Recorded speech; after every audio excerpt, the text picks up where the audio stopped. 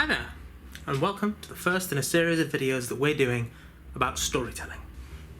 As you might be aware, Goodwin Development Trust's Youth Arts Takeover project is running a storytelling anthology. We're accepting short stories from 500 to 5,000 words long from authors in Hull and the surrounding area. These stories must be original work, but they can be any genre, so your imagination is your only guide. Since some people may not have much experience writing a story, these videos are designed to give you some pointers on the basics, as well as helping you plan and write out your work. Today we're starting with a quick breakdown of some of the things you'll need to decide when you first start your story. Before we start, it's important to emphasize that what's being presented here is only one way to write. It may not be the best way for you. Learning your own writing habits is an ongoing process, and it's important that you find what works best for you to make your writing experience the best it can be. The first thing you need to decide, in the broadest sense, is what sort of story you're wanting to tell. This can include things such as the genre or genres of your story. Do you want to write a romance, a comedy, or a combination of genres? Science fiction thriller, fantasy adventure, crime drama romance? This is important because a lot of the decisions you're going to make stem from what kind of story you want to tell. Once you've chosen a genre, the next thing is to decide who the protagonist or main character of your story is. The characters in any given story are arguably the most compelling things about them, and the main character is the most important of all. It's sometimes a useful exercise to ask questions about your characters, to try and figure out exactly who they are before you begin writing. Some questions you can ask include: who is this person? What are their likes and dislikes? What is their goal? What do they want to achieve? What obstacles are in their way? Where do they live? Who are the people around them? The first 4 questions can also be used to answer the last 2 questions.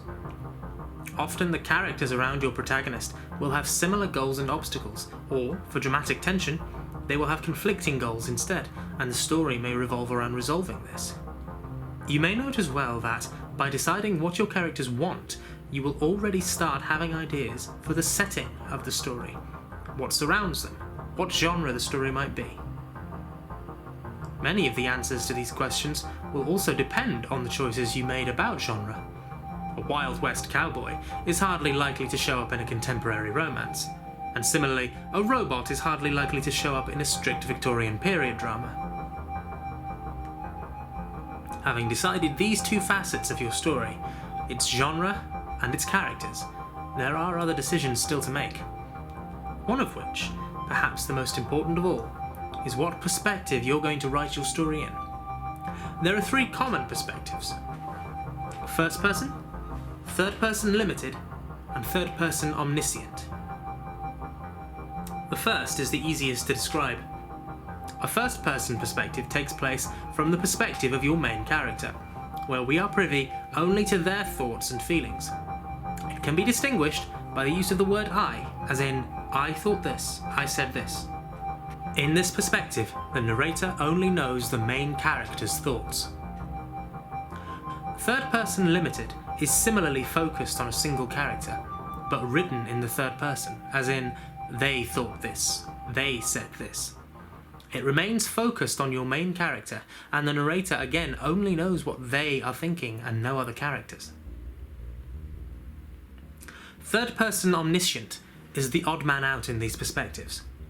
In this perspective, the narrator is omniscient. They know everything that the entire cast is thinking at any given moment, and can make this clear to the reader at your leisure.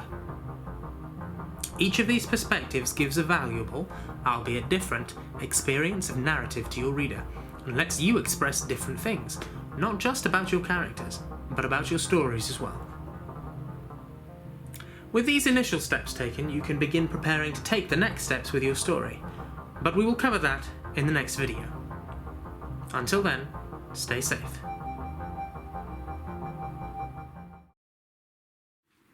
For more information on the Goodwin Development Trust and the various projects that we run, please see the contact details in the description below.